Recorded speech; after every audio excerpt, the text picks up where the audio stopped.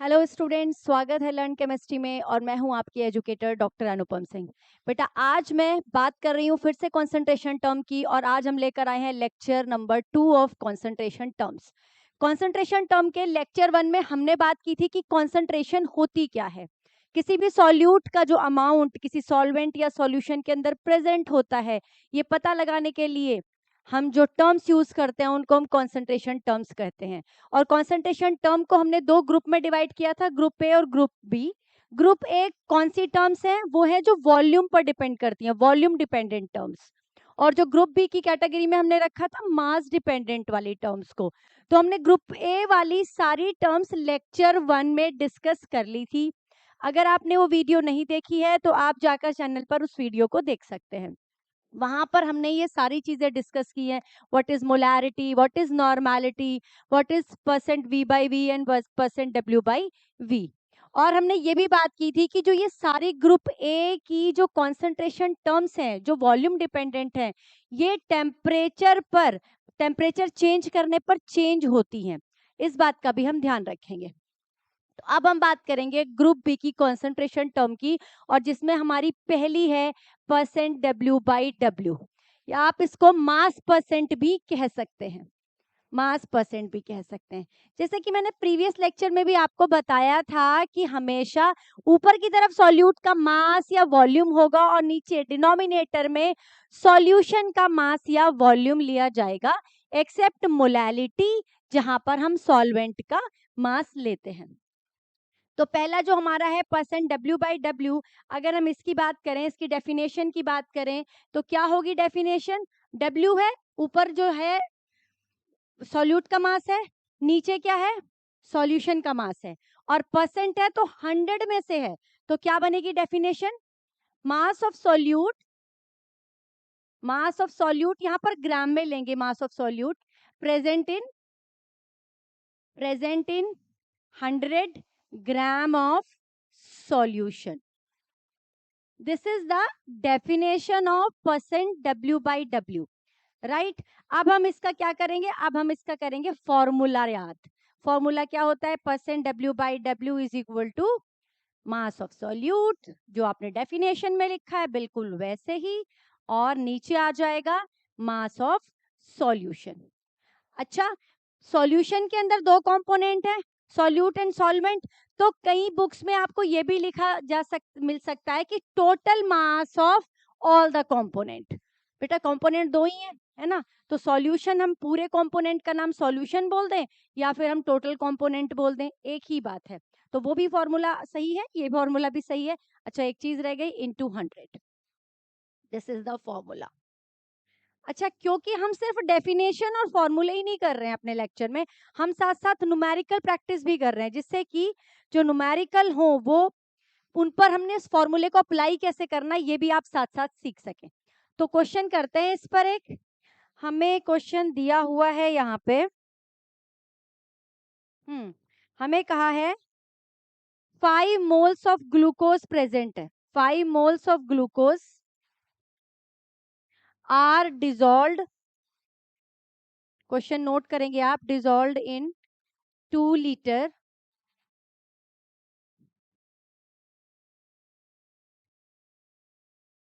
2 litre of solution.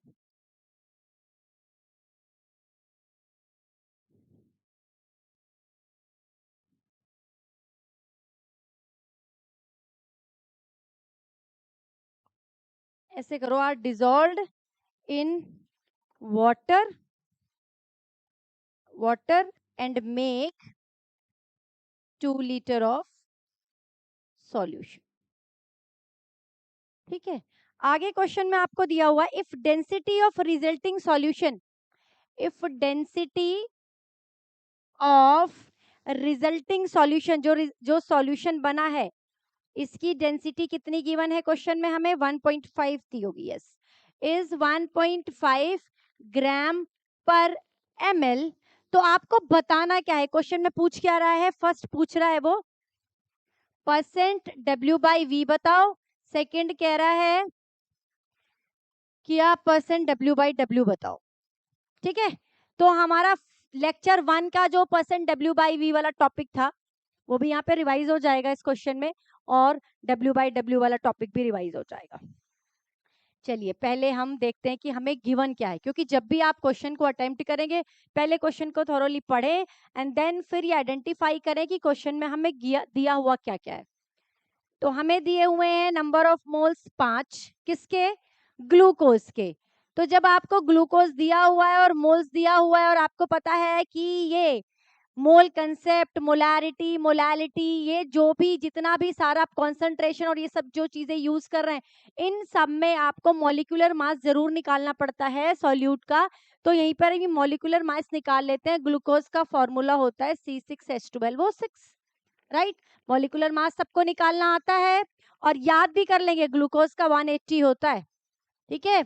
याद कर ले बेटा, ग्लूकोज का याद कर ले, 180 होता है, NaOH का 40 होता है, यूरिया का 60 होता है, क्योंकि ये जो 3-4 कंपाउंड है ये सबसे ज्यादा आपको क्वेश्चन में देखने को मिलते हैं। बाकी आप निकाल तो लेंगे ही अगर वैल्यू, अगर आपको कोई भी दिया होगा सॉल्यूट।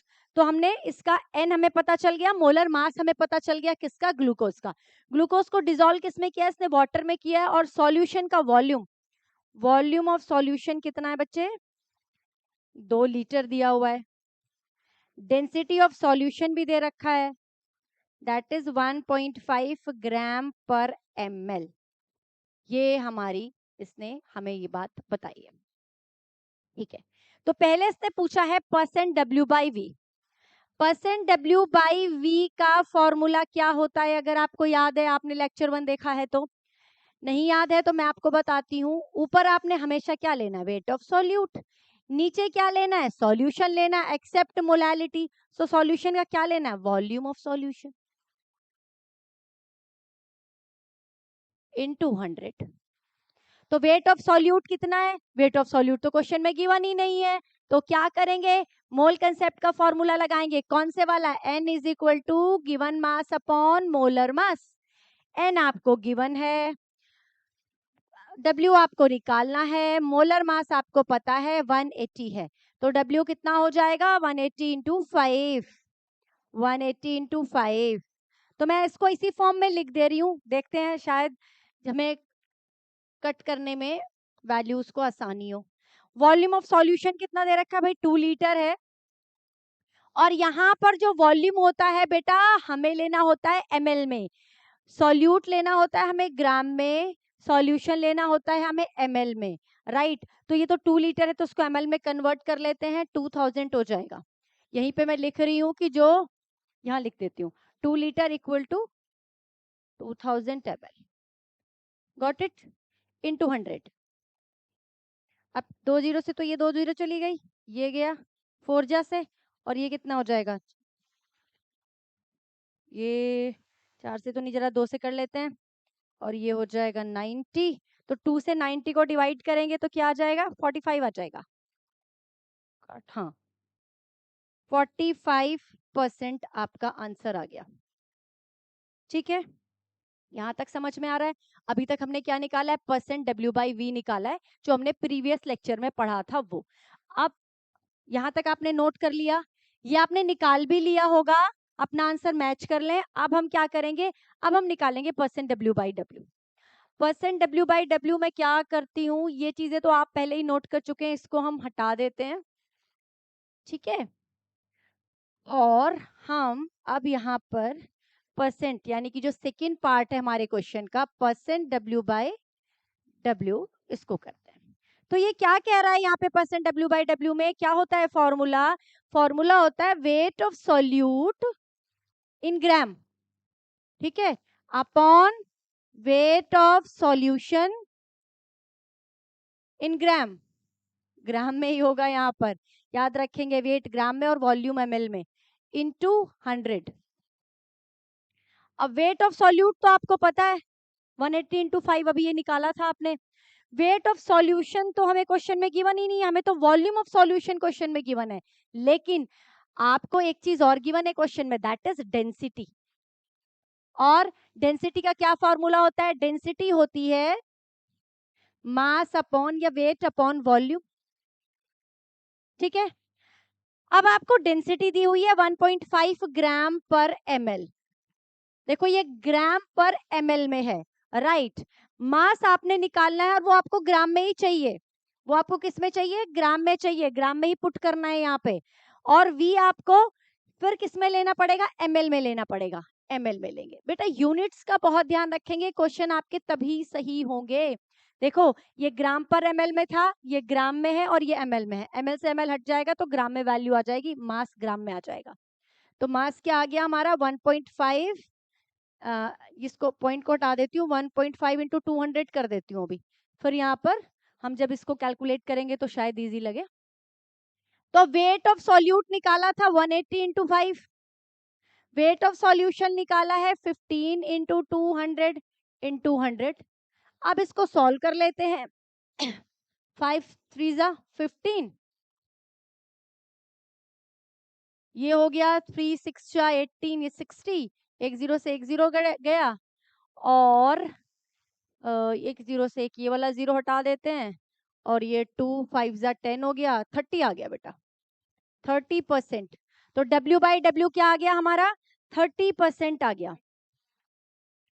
मुझे पूरी उम्मीद है कि आपको ये वाला जो टॉपिक है परसेंट W/W कैसे निकालना है बहुत अच्छे से समझ आ गया होगा। अब हम चलते हैं अपने नेक्स्ट कंसंट्रेशन टर्म की तरफ बढ़ते हैं। ये तो बहुत आसान सा था, उसका फॉर्मूला थोड़ा सा बड़ा है, कोई बात नहीं, उसको भी करेंगे। पहले हम इसको हटा देते हैं, एंड हमारा नेक्स्ट जो कंसंट्रेशन टर्म होने वाली है वो है क्या, मोल फ्रैक्शन। हम बात करेंगे मोल फ्रैक्शन की। मोल फ्रैक्शन सेकंड इज, इसको हम सेकंड ऐसे लिखते हैं, mole fraction. Mole fraction, fraction का मतलब समझते हैं ना, फ्रैक्शन का मतलब पार्ट। जैसे कि आप एक पिज्जा लेके आए, उसके आपने 4 हिस्से किए, ठीक है, हर एक ने जो खाया वो क्या खाया, मान लो 4 लोग उसे शेयर कर रहे हैं, 1/4 सबको मिला, लेकिन टोटल पिज्जा 1 ही रहा। इसी तरह मोल फ्रैक्शन जो टोटल रहेगा वो 1 ही रहेगा, बाकी उसमें फ्रैक्शंस होंगे। किसके फ्रैक्शन होंगे, वहां तो 4 लोगों ने शेयर किया था उस पिज्जा को, ठीक है, तो 1/4 हो गए। यहाँ पर 2 कंपोनेंट है सॉल्यूशन के अंदर, एक सॉल्यूट और एक सॉल्वेंट, वो दोनों इसको क्या करेंगे, सॉल्यूशन को शेयर करेंगे। तो कितना कितना शेयर कर रहे हैं, कितना फ्रैक्शन शेयर कर रहे हैं, यही हम निकालते हैं मोल फ्रैक्शन के अंदर। तो जो मोल फ्रैक्शन है, क्योंकि 2 कंपोनेंट हैं वो शेयर कर रहे हैं, तो हम दोनों कंपोनेंट का अलग अलग मोल फ्रैक्शन निकालेंगे। पहले हम डेफिनेशन लिखेंगे, मैं लिख देती हूं आपके लिए, mole fraction is a ratio, mole fraction is a ratio of, आप ऑफ वन कंपोनेंट भी लिख सकते हैं, of one component to the total component present in solution. मैं आपको ये चीज बता चुकी हूँ कि सॉल्वेंट एक ही होगा, सॉल्यूट 2 या 3 हो सकते हैं, ज्यादा हो सकते हैं। तो टोटल कंपोनेंट का टोटल कंपोनेंट और एक कंपोनेंट की जो रेशो है उसको हम मोल फ्रैक्शन कहते हैं। चलो हम मान लेते हैं, मैं आपको बाइनरी सॉल्यूशन मैंने आपको बताया था, बाइनरी सॉल्यूशन वो होता है जिसमें 2 कंपोनेंट होते हैं, एक सॉल्यूट और एक सॉल्वेंट। मान लीजिए कि मेरे पास जो सॉल्यूट और सॉल्यूट और सॉल्वेंट को मिलाकर जो सॉल्यूशन बना है, उसके अंदर जो सॉल्यूट है उसको मैंने ए मान लिया और जो सॉल्वेंट है उसको मैंने बी मान लिया, ठीक है। अब मुझे ये 2 कंपोनेंट है, इन दोनों कंपोनेंट के क्या निकालने हैं, मोल फ्रैक्शन निकालने हैं, ठीक है, फ्रैक्शन निकालते हैं। लेकिन एक बात का ध्यान रखेंगे कि जो ए की वैल्यू आएगी, जो बी की वैल्यू आएगी, उसका जो टोटल होगा वो 1 होना चाहिए। ये बात समझ में आ रही है, क्योंकि एक पीस में से ही तो फ्रैक्शंस ले रहे हैं ना हम। तो मोल फ्रैक्शन को हम एक्स से शो करते हैं, और अभी मैं सॉल्यूट का मोल फ्रैक्शन निकाल रही हूं तो मैं एक्स से लिख सकती हूँ इसको, ठीक है। जब मैं सॉल्यूट का मोल फ्रैक्शन निकाल रही हूँ तो मैं इसको क्या लिख रही हूँ, एक्स से, क्योंकि मैंने ए सॉल्यूट को माना है, ऐसा कुछ नहीं है, आप बी मान लो, सी मान लो, एक्स मान लो, वाई मान लो, जेड मान लो, कुछ भी मान लो, ठीक है, एक्स ए। फिर हमने क्या कहा था कि मोल फ्रैक्शन क्या होता है, रेशो होता है एक कंपोनेंट का और टोटल कंपोनेंट का। तो मैं कौन से कंपोनेंट की बात कर रही हूँ, सॉल्यूट की बात कर रही हूँ, तो सॉल्यूट के number of moles, ratio of number of moles of, बेटा ये करेक्ट कर लेना, ये आएगा mole fraction is a ratio of number of moles of one component to the number of moles of the total component present in the solution. तो Na, ठीक है, और इसके अंदर सॉल्यूट है और सॉल्वेंट है, सॉल्यूट के मोल अगर Na है और सॉल्वेंट के मोल Nb है, देखो टोटल कंपोनेंट के आ गए ना नंबर ऑफ मोल्स, ठीक है। तो ये हो गया हमारा मोल फ्रैक्शन ऑफ सॉल्यूट। अब मुझे मोल फ्रैक्शन ऑफ सॉल्वेंट निकालना है, तो बताइए क्या होगा भाई, नंबर ऑफ मोल्स ऑफ जिस कंपोनेंट का मुझे निकालना है उसके नंबर ऑफ मोल्स ऊपर लिखने हैं, ठीक है, और नीचे टोटल के लिखने हैं नंबर ऑफ मोल्स। तो मुझे किस कंपोनेंट का निकालना है, अभी अभी मैं निकाल रही हूँ सॉल्वेंट का, तो सॉल्वेंट के नंबर ऑफ मोल्स ऊपर आएंगे, ठीक है, आ गए, और नीचे टोटल आएंगे, यानी कि सॉल्यूट प्लस सॉल्वेंट के आएंगे, आ गए। ये समझ में आता है यहाँ तक? यहाँ तक कोई दिक्कत है? मोल फ्रैक्शन वाले फॉर्मूले में यहाँ तक आपको कोई प्रॉब्लम है? अच्छा, फिर एक और चीज मैंने आपको कहा कि जो मोल फ्रैक्शन होगा एक्स ए और X B is equal to 1 होगा हमेशा, ठीक है, हमेशा 1 होगा, X A plus X B 1 होगा। और एक और तरीका है, अगर आपने इसका मतलब अगर एक्स ए निकालना है तो आप 1 माइनस एक्स बी भी कर सकते हो, आपने एक को निकाल लिया, आप दूसरा 1 में से माइनस करके निकाल सकते हो। Got it? ये समझ में आती हैं चीजें? इसे हम इस तरह से हम मोल फ्रैक्शन को रिप्रेजेंट करते हैं, एक्सप्लेन करते हैं और इसको क्वेश्चंस के लिए अप्लाई करते हैं। अच्छा, एक और पॉइंट यहाँ पर मैं आपको लिखाऊं, पहला मैंने ये आपको फॉर्मूला बताया सॉल्यूट का, ये मैंने सॉल्वेंट का बताया, एक इक्वेशन मैंने आपको ये बताई, एक मैंने आपको ये बताई, और एक और बात मैं आपको बताने जा रही हूँ कि जो मोल फ्रैक्शन है 0 से हमेशा ज्यादा होगा, है ना, 0 का मतलब तो वो चीज प्रेजेंट ही नहीं है, और 1 से हमेशा कम होगा, ठीक है। किसी भी एक पर्टिकुलर कंपाउंड का जो मोल फ्रैक्शन होगा 0 से ज्यादा होगा और 1 से हमेशा क्या होगा, कम होगा, 1 से क्या होगा, कम होगा। ये क्लियर हो गई? अगर कहीं पर ये आ जाए, कहीं पर ये लिखा हुआ आ जाए कि भाई एक्स ए की वैल्यू वहां 0 है, एक्स ए की वैल्यू अगर 0 है, एक्स ए और एक्स बी प्रेजेंट है और एक्स ए की वैल्यू 0 है, तो इसका क्या मतलब हुआ, means there is no solute present. तो वहां क्या है, only solvent is present, only pure solvent, only pure solvent is present. बताओ ये बात क्लियर होती है ना? अगर एक चीज है ही नहीं तो इसका मतलब दूसरी ही चीज अकेली है और वो प्योर है, प्योर फॉर्म में है, कोई इम्प्योरिटी नहीं है। तो it's all about mole fraction. इसके भी हम क्वेश्चंस करेंगे।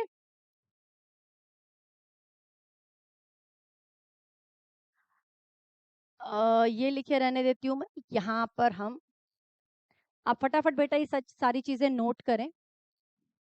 क्वेश्चन है हमारा, 30 gram of urea dissolve in 45 gram, 30 gram of urea, urea NH2CO NH2 होता है इसका formula, dissolved in 45 gram of water, 45 gram of water, ठीक है।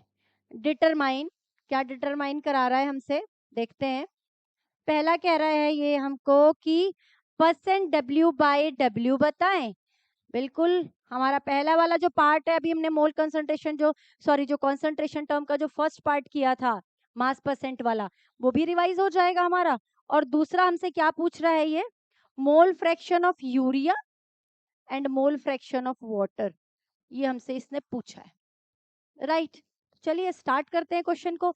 लेकिन मैंने आपको बार बार कहा है कि क्वेश्चन को स्टार्ट करने से पहले आप गिवन जरूर लिखें कि क्वेश्चन में दिया क्या है। क्या दिया है भाई, आपको दिया है W ऑफ सॉल्यूट दे रखा है 30 ग्राम, और आपको पता है कि सॉल्यूट कौन है, यहाँ पर यूरिया को पानी में डिसॉल्व किया है, वाटर में डिसॉल्व किया है, तो urea is a solute, water is a solvent, तो यूरिया का मोलर मास भी साथ ही निकाल लेंगे। तो क्या होता है यूरिया का मोलर मास, अभी मैंने आपको बताया था 60 होता है, फॉर्मूला क्या होता है यूरिया का? NH2CO NH2, this is urea, right. उसके बाद इसने हमसे क्या पूछा है? अच्छा, ये हो गया यूरिया का मोलर मास 60, और हमें क्या दिया है? 40 gram of water, W of solvent दिया हुआ है, दैट इज 45 ग्राम। ये हमें गिवन है और इस डेटा से हमें ये सारी चीजें निकालनी है। तो पहले फर्स्ट पार्ट करते हैं। फर्स्ट पार्ट था हमारा परसेंट W/W, यानी कि wait of solute in gram upon weight of solution in gram into 100। अब वेट ऑफ सॉल्यूट आपको पता है, वेट ऑफ सॉल्यूशन आपको नहीं पता है। तो आपको ये चीज तो पता है कि सॉल्यूशन के अंदर सॉल्यूट और सॉल्वेंट होते हैं, तो इन दोनों के मास को अगर ऐड कर दे तो सॉल्यूशन का मास आ जाएगा। तो हम क्या लिख सकते हैं?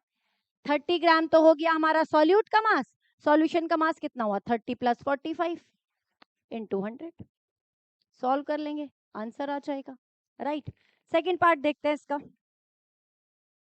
मोल फ्रैक्शन ऑफ यूरिया निकलवा रहा है आपसे, और मोल फ्रैक्शन ऑफ यूरिया निकलवाने का मतलब है कि मोल ऑफ यूरिया अपॉन, बोले साथ साथ मेरे आप फॉर्मूला, मोल ऑफ वाटर। ये होगा ना? बताओ, यहां तक समझ में आती है बात? कोई डाउट यहाँ पर? ये फॉर्मूला हमने लिख लिया। अब यूरिया के मोल कैसे निकालेंगे भाई? हम यूरिया के मोल कैसे निकालेंगे? फॉर्मूला याद रखेंगे, N = given mass upon molar मास से निकालेंगे हम number of moles. Given mass कितना है? 30, मोलर मास कितना है? 60, निकल जाएंगे मोल्स। इसी तरह 30/60। वाटर के केस में गिवन मास कितना है? वाटर का मास दिया हुआ है हमें 45, और मोलर मास कितना है? 18। इसको सॉल्व करेंगे, चलो ये सॉल्व करवा देती हूँ। 2 आ गया ऊपर, ठीक है। 30 से 60 गया था, ये 1/2 है, सॉरी 2 नहीं आया, ये 1/2 प्लस 45/80 को अगर हम कट करें तो ये आएगा 5/2। 9 से कट कर लेते हैं, 5/2, दिस वन, ठीक है।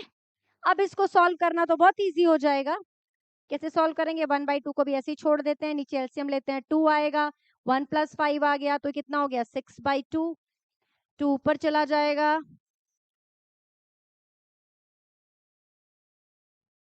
1/6 आंसर आ गया आपका।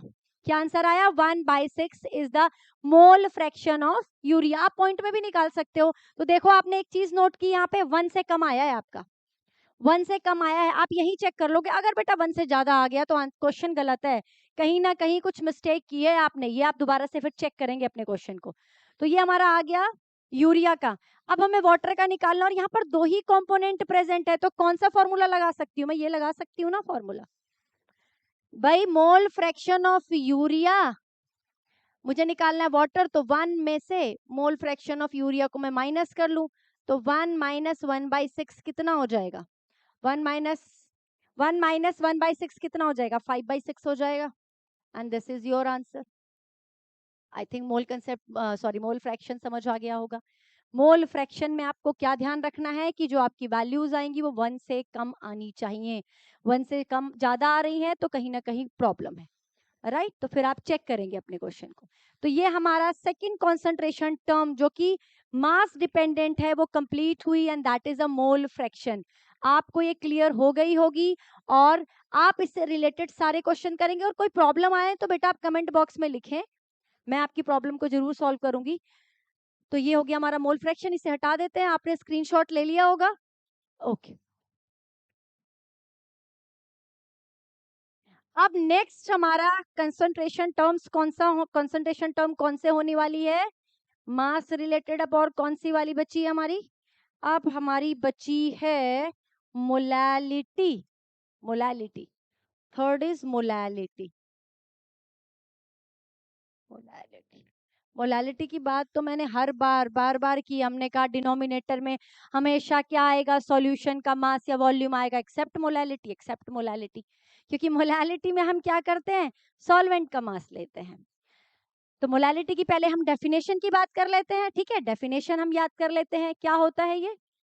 Number of moles of solute present in 1 kg of solvent is called molality. इसको हम क्या कहते हैं? मोलैलिटी कहते हैं कि भाई 1 किलो के अंदर, 1 किलो सॉल्वेंट के अंदर, 1 किलोग्राम सॉल्वेंट के अंदर सॉल्यूट के कितने नंबर ऑफ मोल्स प्रेजेंट हैं। इसे हम किससे शो करते हैं? मोलैलिटी से। और मोलैलिटी को डिनोट किससे किया जाता है? स्मॉल m से डिनोट करते हैं। अब फॉर्मूला क्या बनता है फिर? Number of moles of solute upon solvent का मास इन केजी। अब अगर मैं नंबर ऑफ मोल्स की जगह W अपॉन m रख दूं, W of solute upon molar mass of solute plus W of solvent in KG. अगर आपको वहां पर सॉल्वेंट का मास बेटा केजी में ना देकर, केजी में ना देकर आपको किस में दे रखा है? आपको दे रखा है ग्राम में, तो उसको जरा केजी में कन्वर्ट करेंगे। ठीक है, कन्वर्ट करेंगे उसको केजी में। चलिए अब आपकी इसकी यूनिट भी लिख लें। यूनिट हो गई मोल पर। अब आपसे पूछे कि मोलैलिटी और मोलैरिटी में से कौन सी टर्म एक्यूरेट है, तो आप क्या आंसर देने वाले हैं? मैंने आपको वहां बताया था कि जो मोलैरिटी होती है वो टेम्परेचर के साथ चेंज हो जाती है, टेम्परेचर डिपेंडेंट होती है, टेम्परेचर के साथ चेंज होती है। लेकिन जो मोलैलिटी होती है वो टेम्परेचर के साथ चेंज नहीं होती। क्यों होता है ऐसा?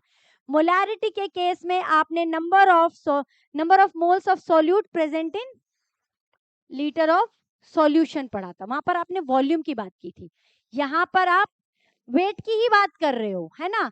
वेट की बात कर रहे हो, मास की बात कर रहे हो। तो बेटा जो वॉल्यूम होता है सॉल्यूशन का वो टेम्परेचर के साथ चेंज हो सकता है। टेम्परेचर बढ़ाने या घटाने पर वॉल्यूम कॉन्ट्रैक्ट और रिलैक्स हो सकता है। इसीलिए जो ये वाली जो टर्म है मोलैरिटी है वो इतनी ऑथेंटिकेटेड नहीं होती जितना कि मोलैलिटी। तो अगर आपसे पूछ रहा है कि कौन सी टर्म ज्यादा सुटेबल है किसी भी कॉन्सेंट्रेशन टर्म को रिप्रेजेंट करने के लिए, तो हमारी जो मोलैलिटी है वो हर एक टेम्परेचर के लिए सुटेबल होती है, क्योंकि जो मास है वो टेम्परेचर के साथ चेंज नहीं होता। इस बात को जरूर ध्यान में रखेंगे। अब इस पर करते हैं हम एक न्यूमेरिकल, जिससे कि हम ये जो अपना मोलैलिटी वाला जो हमने अभी फॉर्मूला लिखा है इसको हम अप्लाई कर सके, मोलैलिटी वाले फॉर्मूले को अप्लाई कर सके। तो हमें एक क्वेश्चन दिया है, देखिए क्वेश्चन काफी अच्छा है। ये हमें कहा है क्वेश्चन में 28% W/W KOH गिवन है हमें, है ना? What will be it's molality. ये का है, एक सॉल्यूशन बनाया उसने, बारे में पढ़ रहे हैं। 28% W/W की बात भी कर रहे हैं और मोलैलिटी की बात भी कर रहे हैं। ठीक है, 28% W/W का क्या मतलब होता है पहले आपको ये पता होना चाहिए। मैंने जब प्रीवियस लेक्चर जो बनाया था, लेक्चर 1 था जो इस सीरीज का कंसंट्रेशन टर्म का, वहां पर भी मैंने आपको इसका मतलब लिखना सिखाया था और मैं आपको यहाँ पर भी इसका मतलब बताऊंगी। 28% W/W KOH का क्या मतलब हुआ? 28 ग्राम KOH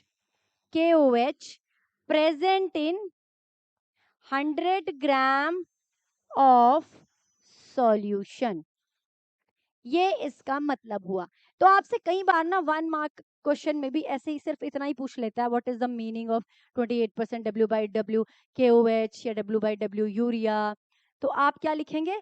इसका मतलब जो ये दिया हुआ है, ये क्या दिया हुआ है? 28 ग्राम KOH present in 100 gram of solution. अब मोलैलिटी पूछी है हमसे। अब हम यहाँ से जो हमने ये मतलब निकाला है इससे हम देखते कि क्वेश्चन में गिवन क्या है। भाई ये गिवन था, इससे हमने ये मतलब निकाला, तो अब एग्जैक्ट क्या गिवन है ये पता कर लेते हैं। हमें W सॉल्यूट पता है, दैट इज 28 ग्राम। हमें W सॉल्वेंट नहीं पता है, बिल्कुल नहीं पता है। हमें सॉल्यूशन पता है 100 ग्राम, ये तो हमें गिवन है। और निकालना क्या है? मोलैलिटी निकालनी है। मोलैलिटी का फॉर्मूला ये होता है, ये होता है मोलैलिटी का फॉर्मूला। नंबर ऑफ मोल्स नहीं पता है तो हम ये वाला फॉर्मूला लगा लेते हैं फिर। है ना, W/m रख देते हैं, mole given weight upon molar mass रख कर हम नंबर ऑफ मोल्स निकाल लेंगे ना, तो डायरेक्ट रख देती हूँ मैं फॉर्मूले के अंदर। W ऑफ सॉल्यूट हो गया ये, मतलब यहाँ पे KOH लिख देते हैं, W of KOH, molar mass of KOH plus weight of solvent in kg, ये हमको चाहिए। अब भाई हमें इसमें से WKOH पता है, ठीक है, दैट इज 28 ग्राम, है। ओके, मोलर मास आ गया KOH का 56। अब सॉल्वेंट का मास कैसे निकालें? सॉल्वेंट का मास निकाल लेंगे, एक फॉर्मूला और बताया था आपको, आपको पता है दो ही कंपोनेंट है, तो सॉल्यूट का मास प्लस सॉल्वेंट का mass is equal to solution का मास। तो आपको सॉल्यूट का मास दिया है, सॉल्यूशन का मास दिया है, सॉल्वेंट का मास निकल जाएगा। कैसे निकलेगा? 100 में से 28 माइनस कर दोगे, कितना आ जाएगा? 100 में से 28 माइनस करेंगे तो हम आ जाएगा ये 72 ग्राम। ग्राम में आया बेटा ये, क्योंकि 100 भी ग्राम में था और ये भी ग्राम में था। तो अब हमारे पास जब ये 72 ग्राम आया और इस ग्राम को हमें किस में चेंज करना है? किलोग्राम में चेंज करना है, तो ऊपर 1000 से मल्टीप्लाई कर देते हैं। ये प्लस क्यों लगा दिया मैंने, सॉरी, इनटू, ये आया, ठीक है। अब हम इसको क्या करते हैं? सॉल्व करते हैं, देखते हैं कैसे। तो इस तरह से हम मोलैलिटी को कैलकुलेट करेंगे। तो हमने मोल फ्रैक्शन पढ़ लिया, मोलैलिटी पढ़ लिया, और हमने परसेंट W/W भी पढ़ लिया। अब लास्ट कॉन्सेंट्रेशन टर्म है हमारी PPM। PPM माने पार्ट्स पर मिलियन।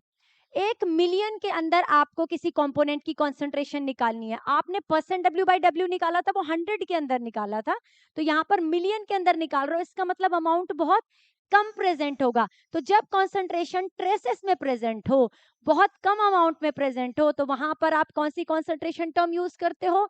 PPM वाली कॉन्सेंट्रेशन यूज करते हो। जैसे कि आपके टूथपेस्ट के अंदर फ्लोराइड है ना, PPM में होता है, बहुत कम होता है, तो उसकी कॉन्सेंट्रेशन अगर निकालनी है तो किस में निकालेंगे? पार्ट्स पर मिलियन में निकालेंगे। फॉर्मूला देखते हैं इसका, PPM इज इक्वल टू क्या होता है?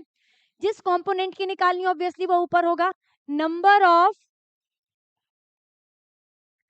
Of parts of one component, वो कंपोनेंट जिसकी आपको निकालनी है, ठीक है, अपॉन, आपको पता है डिनोमिनेटर में सॉल्यूशन आएगा, यानी कि टोटल कंपोनेंट आएगा, तो number of parts of all the components present in solution। और क्योंकि PPM मिलियन में निकाल रहे हैं तो इंटू 10 की पावर 6 हो जाएगा। दिस इज द फॉर्मूला, है ना, इजी पीजी सा फॉर्मूला है। फॉर्मूले में वैल्यू को पुट करेंगे, जिस कंपोनेंट की निकालनी है उसकी यहाँ पुट करेंगे, टोटल कंपोनेंट की नीचे लिखेंगे, अगर सॉल्यूशन की दी हुई है तो उसकी नीचे लिखेंगे, इंटू 10 की पावर 6 करेंगे, PPM में कॉन्सेंट्रेशन आ जाएगी। तो इस तरह हमने सारी कॉन्सेंट्रेशन टर्म कवर कर ली है। कुछ मास डिपेंडेंट थी, जैसे कि जो मास डिपेंडेंट तो हमने इसी लेक्चर में कवर किए हैं, जैसे कि PPM, मोलैलिटी, मोल फ्रैक्शन और परसेंट W/W। कुछ हमारी वॉल्यूम डिपेंडेंट होती हैं, जैसे कि percent V/V, percent W/V, molarity and normality. तो ये सारी जो कॉन्सेंट्रेशन टर्म्स हैं वो यूज की जाती हैं किसी भी सॉल्यूट की कॉन्सेंट्रेशन निकालने में, किसी भी सॉल्यूट का अमाउंट निकालने में, कि कितना अमाउंट प्रेजेंट है सॉल्यूशन के अंदर, राइट। तो आपको ये वीडियो जरूर पसंद आई होगी और बहुत हेल्पफुल रही होगी। अगर कोई प्रॉब्लम है, आपको कोई क्वेश्चन है, कोई क्वेरी है इस वीडियो से रिलेटेड, इस टॉपिक से रिलेटेड, तो आप हमें कमेंट कर सकते हैं। मैं आपकी प्रॉब्लम को सॉल्व करने की कोशिश जरूर करूंगी। और वीडियो अच्छी लगी तो बेटा लाइक कीजिएगा और चैनल को कीजिए सब्सक्राइब। तो पढ़ते रहिए ऐसे ही और बढ़ते रहिए। Thank you so much.